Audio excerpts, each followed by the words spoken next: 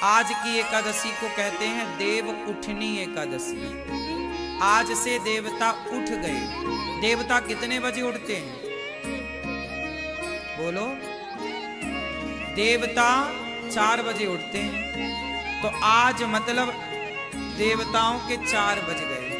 देवता 6 महीने सोते हैं और 6 महीने जागते हैं, जिसे कहते हैं सूर्य उत्तरायण और सूर्य दक्षिणायन।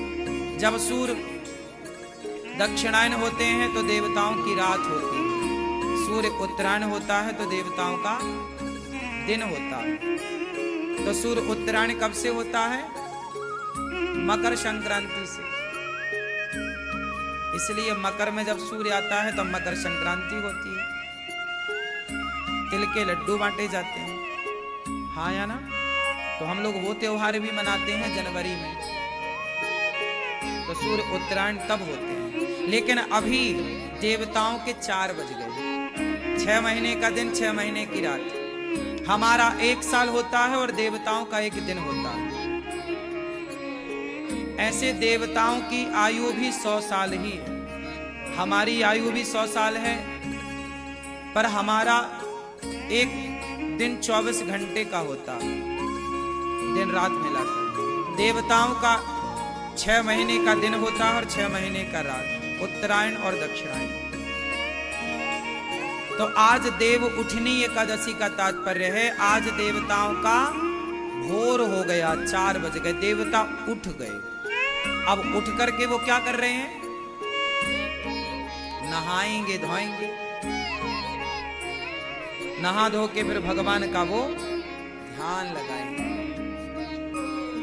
आज जैसे एकादशी है, फिर द्वादशी आएगी, त्रयोदशी आएगी, और ये जो चतुर्दशी आती है इसी को बोलते हैं बैकुंठ चतुर्दशी। और ये जो कार्तिक पूर्णिमा आती है, इस पूर्णिमा को क्या कहते हैं बताओ? देव दीपावली। इस पूर्णिमा को क्या कहते हैं? देव दीपावली। क्यों? क्योंकि पूर्णिमा, कार्तिक पूर्णिमा को, कार्तिक अमावस्या को हम लोग दीपावली मनाते हैं, हाँ या ना? और कार्तिक पूर्णिमा को देव दीपावली, देवता एकादशी को जागे तो जाग कर नहा धो करके वो दीप प्रज्वलित करते हैं। और वो दीप जला करके तीनों लोकों में दीप, जैसे आप दीपावली में कहाँ दीपक जलाते हैं? घर के अंदर, घर के बाहर, है ना? अड़ोसियों पड़ोसियों के घर में भी, आपके और कहीं जगह है, घर है, वहां भी आप जाके दीप जलाते हैं। तो देवताओं का वास मृत्युलोक में, पृथ्वी पर भी है, स्वर्ग में भी है, और उनका जाना आना बैकुंठ में भी है। इसलिए देव दीपावली के 1 दिन पहले, मतलब पूर्णिमा के 1 दिन पहले, चतुर्दशी को, कौन सी चतुर्दशी बोला? बैकुंठ चतुर। उस दिन बैकुंठ के द्वार खुल जाते हैं, क्योंकि देवता दीप जलाने बैकुंठ भी जाते हैं। तो देवताओं की दीपावली कार्तिक पूर्णिमा है, इसलिए इसे देव दीपावली कहते हैं। तो देवता जाग कर, नहा धोकर, भगवान का ध्यान करके, फिर सभी देवता मिलजुल करके भोर में सवेरे सवेरे वो दीप जला करके दीपावली मनाते हैं। वो दीपावली मनाते हैं, क्योंकि जब हमारी दीपावली थी तब उनके 3:45 बज रहे थे, 3:45। क्यों? फिर आई एकादशी तो सवेरा हुआ, जागे, अब वो दीपावली मनाएंगे। तो आपको भी आज एकादशी में 11 दीपक जलाने चाहिए अपने घर पर। आज 11 दीपक जलाए जाते हैं। और जो चतुर्दशी आएगी, जिसे बैकुंठ चतुर्दशी कहते हैं, उस बैकुंठ चतुर्दशी में भगवान श्रीमन नारायण की पूजा करनी चाहिए दीप जलाकर। और पूर्णिमा को हम सबको पूरे दीपक जलाने चाहिए। पूरे दीपक कितने? महीने के 30 आप जलाओ तो देवताओं की दिवाली है, तो देवताओं के संग हम भी मनाएं, तो बुराई क्या है? कुछ दीपक जला लो, 5, 10, 11 जलाओ। और उत्सव मनाओ। तो ये कार्तिक माह, मैंने आपको एक दिन पहले बताया, कुछ दिन पहले बताया कि कोई आपसे सवाल करे कि सनातन धर्म में वो कौन सा महीना है जिस माह में सबसे ज्यादा त्योहार होते हैं, तो कार्तिक ही वो माह है जिसमें सबसे ज्यादा सनातन धर्म के एक साथ त्योहार आते हैं। धनतेरस कार्तिक में है ना, दीपावली कार्तिक में, भाई दूज कार्तिक में, गोपाष्टमी कार्तिक में, और छठ पर्व कार्तिक में। छठ पर्व कब? कार्तिक में। अक्षय नवमी कार्तिक में, देव उठनी एकादशी कार्तिक में, वैकुंठ चतुर्दशी कार्तिक में, और देव दीपावली कार्तिक में। ये इतने सारे पर्व हैं कार्तिक में। और किसी महीने में इतने सारे पर्व नहीं होते।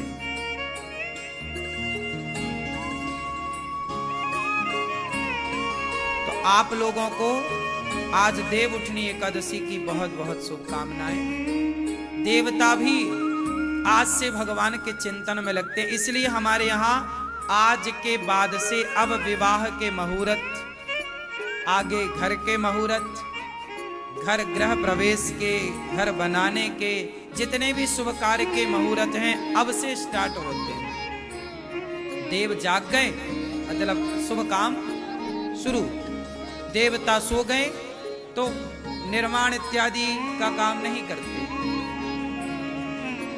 है ना। इसलिए हमारे यहाँ सबका मुहूर्त होता है, क्योंकि साइंटिफिक है ना, कब देवताओं का समय सोने का है, कब जागने का है। आज जैसे देव उठनी एकादशी है, ऐसे ठीक 6 महीने पहले देव शयनी एकादशी भी आती है। देव शयनी एकादशी से देवता शयन करते हैं और देव उठनी एकादशी से देवता उठते हैं। तो भगवान, अब आप सवाल कर सकते हैं कि महाराज जी देवता भी सोते हैं तो फिर काम कौन करता है, कैसे काम होता है? देखो ऐसा है कि भगवान नहीं सोते, ये देवताओं के सोने का नियम है। देवता कौन? देवता अलग हैं और भगवान है। देवता देव है, इंद्र देवताओं के राजा हैं, अग्नि देवता हैं, वरुण देवता हैं, ये देव कोटि में है, भगवान कोटि में नहीं। भगवान सबसे अलग है। तो भगवान उस समय अपनी शक्ति से संभालते हैं सबका, देवताओं के काम वो सौंप के जाते हैं। भगवान की व्यवस्था, इसलिए शुभ कार्य देव उठने के बाद से ही होते हैं। तो आज तुलसी विवाह भी है, भगवान श्रीमन नारायण का तुलसी जी से आज विवाह भी हुआ था। इसलिए एकादशी सबको करना चाहिए, अन्न नहीं खाना चाहिए, फलाहार करना चाहिए। कुछ ना खाओ तो अच्छा है। डॉक्टर भी कहते हैं कि हफ्ते में 15 दिन में एक बार शरीर को भूखा रखने से पेट ठीक रहता है, आप स्वस्थ रहते हैं। ये साइंटिफिक भी है। महीने में 2 बार आपको व्रत करना ही चाहिए, डॉक्टरों के नजरिए से भी। ना खाओ तो ही अच्छा है, इसलिए एकादशी करो, बेस्ट। फल खा सकते हैं आप। एकादशी का व्रत सवेरे भगवान को स्नान करा के चरणामृत लेकर एकादशी करना चाहिए स्टार्ट। दिन भर ज्यादा से ज्यादा कथा सुनो, कीर्तन करो, अच्छे काम करो। और द्वादशी को चावल खाकर, सवेरा होगा द्वादशी को कल, तो आप बड़े प्रेम से स्नान करिएगा, भगवान का दर्शन करिए, पूजा पाठ करिए, चरणामृत पीजिए और दीन दुखी को भोजन कराइए, कन्याओं को, दीन दुखी को। इसलिए गौरी गोपाल आश्रम में हजारों संतों को कल आप प्रसाद बंटवा सकते हैं कि द्वादशी की सेवा कल हमारी ओर से। तो पहले किसी को खिलाओ, फिर आप एकादशी के दिन चावल खा करके व्रत का पारण करो। द्वादशी को करना त्रयोदशी लगने के पहले, ये नियम है एकादशी का। त्रयोदशी लगने के पूर्व में द्वादशी का पारण कर लेना चाहिए, एकादशी का पारण कर लेना चाहिए। तो ये एकादशी की महिमा है। एकादशी महारानी को भगवान ने प्रकट किया था, जाओ पाप का नाश करो। जो एकादशी करता है वो बैकुंठ जाने का अधिकारी होता है। इसलिए एकादशी में ज्यादा से ज्यादा कीर्तन भजन अच्छे काम। कुछ लोग कहते हैं जी महीने की दोनों एकादशी करें कि ना करें। कुछ लोग बड़े कंफ्यूज, लोगों को बड़ा कंफ्यूज कर देते हैं। सारी एकादशी करनी चाहिए और एकादशी का उद्यापन आपका मन है तो करो, पर मेरे नजरिए से देखो, मैं कहता हूं अच्छे कामों का उद्यापन नहीं करना चाहिए। उद्यापन करना ही है तो झूठ का उद्यापन कर दो, क्रोध का उद्यापन करो, अभिमान का उद्यापन करो, अपने भीतर की बुराइयों का उद्यापन। उद्यापन मीन्स छोड़ना, छोड़ना ही है तो बुराइयों को छोड़िए, बुराई का उद्यापन करिए, अच्छाई का, एकादशी का उद्यापन। तो एकादशी करते करते जीवन पूरा हो। एकादशी करते करते जीवन पूरा हो। क्यों छोड़े? अच्छे काम क्यों छोड़ना है? उद्यापन करो झूठ का। चलो जी आज झूठ का उद्यापन करते हैं। बुलाओ कन्याओं को, बुलाओ ब्राह्मणों को, बुलाओ समाज को, सबको भोजन कराओ। लोग पूछें भैया आज काहे भोजन करा रहे हो? भैया आज से हम झूठ छोड़ेंगे, आज से झूठ का हम उद्यापन कर रहे हैं। खाओ पियो आज से। और झूठ का उद्यापन कोई नहीं करता, छल कपट का उद्यापन कोई नहीं करता। बस ले देख के एकादशी का महाराज जी उद्यापन करना। अच्छे काम क्यों छोड़ने? एकादशी तो अच्छी है, आपको पाप से बचा रही है। आपको भी एकादशी के दिन ठूसना तो रोटी ही है। क्यों खाना है रोटी? क्यों खाना है अन्न? एक दिन शरीर को अन्न के बिना फल पे रखो। शरीर है ना, अदल बदल के खाना चाहिए। कभी अन्न खाओ, कभी फल खाओ, कभी अन्न खाओ, कभी फल खाओ। इससे क्या होगा? शरीर को जो पोषक तत्व चाहिए वो मिलते रहेंगे। अब आप एक रोटी चावल ही खाओ, इसलिए तो आप बीमार हो। अदल बदल के नहीं खाते। खाना पीना भी अदल बदल के खाना चाहिए। एक सी दालें नहीं, एक सा भोजन नहीं करना चाहिए। इसलिए भगवान ने केले का गुण अलग बनाया, एप्पल का गुण अलग बनाया, सेब का फलाना पपीता का गुण अलग बनाया, कीवी का गुण अलग बनाया, अंगूर का गुण अलग बनाया, रोटी का अलग है, दालों का अलग है, चावल का अलग है, बादाम, ताकि हर पोषक तत्व एक में नहीं हो सकता था।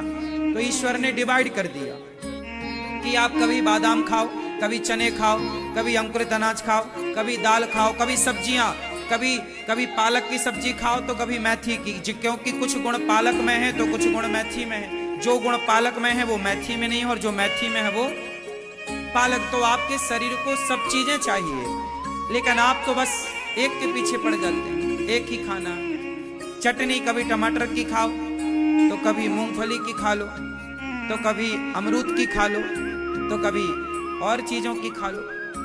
तो अदल बदल के चीजें हो, एक सा नहीं खाना होना चाहिए। आहार एक सा नहीं।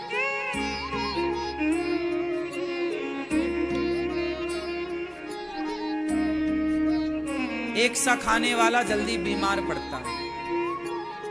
अदल बदल। अनेक दालें क्यों बनाई ईश्वर ने? एक ही दाल बनाते फिर क्यों?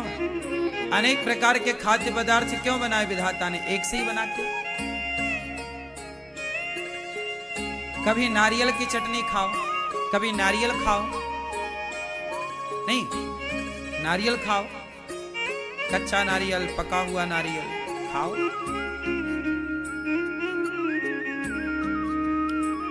तो इस तरह से हमें त्योहारों को मनाना चाहिए। एकादशी के दिन जल्दी जाग कर स्नान करके पूजा करो, भगवान के कीर्तन करो बड़े प्रेम से। भगवान में ही वो दिन बीते। उस एकादशी के दिन पूरा दिन भगवान के नाम